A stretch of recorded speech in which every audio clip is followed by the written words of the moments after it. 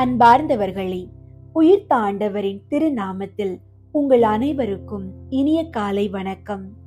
April மாதத்தின் இந்த இறுதி நாளில் இறைவன் தரும் பாதுகாப்பு மற்றும் ஆழ்ந்த மன அமைதியை பற்றி சிந்திப்போம்.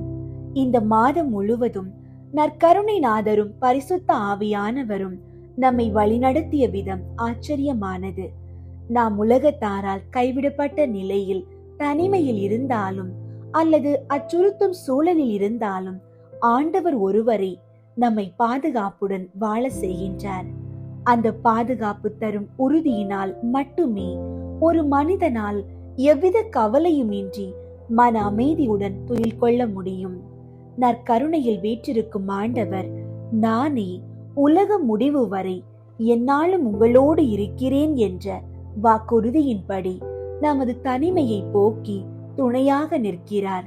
பரிசுத்த ஆவியானவர் நமது உள்ளத்தின் பயங்களை அகற்றி உறங்கும் போதும் விழித்திருக்கும் போதும் இறைவனின் கரம் நம்மை காக்கிறது என்ற பேரமைதியை தருகிறார்.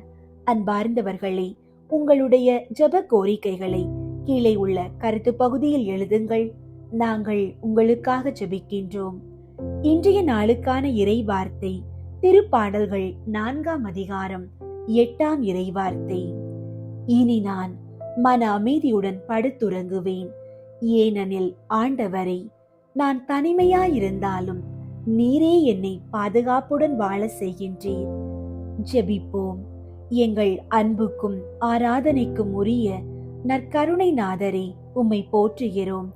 இந்த ஏப்ரல் மாதம் முழுவதும் எங்களை கண்மணி போல காத்து வழி நடத்திய உமது பேரன்பிற்காக உமக்கு நன்றி கூறுகிறோம். ஆண்டவரே, இந்த மாதத்தின் இறுதி நாளாகிய இன்று முழுவதும் எங்களை உமது சிறகுகளின் நிழலில் பாதுகாத்தருளும். எங்களுக்கு தேவையான நல்ல உடல் நலத்தையும் மன அமைதியையும் தந்தருளும். நாங்கள் செய்கின்ற ஒவ்வொரு வேலையிலும் எடுக்கின்ற ஒவ்வொரு முடிவிலும் உமது ஞானம் எங்களோடு இருக்கட்டும். தனிமையும் பயமும் எங்களை சூழும் போது, அஞ்சாதே, நான் உன்னோடு இருக்கிறேன் என்ற உமது குரல் எமக்கு கேட்கட்டும்.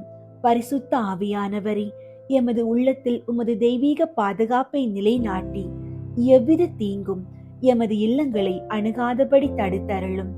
எமது பிள்ளைகளையும் முதியவர்களையும் உமது கரம் கொண்டு ஆசீர்வதித்து வரவிருக்கும் புதிய மாதத்திலும் உமது ஆசீர்வாதங்கள் எம்மோடு நிலைத்திருக்க அருள் புரிய உம்மை மன்றாடுகிறோம்.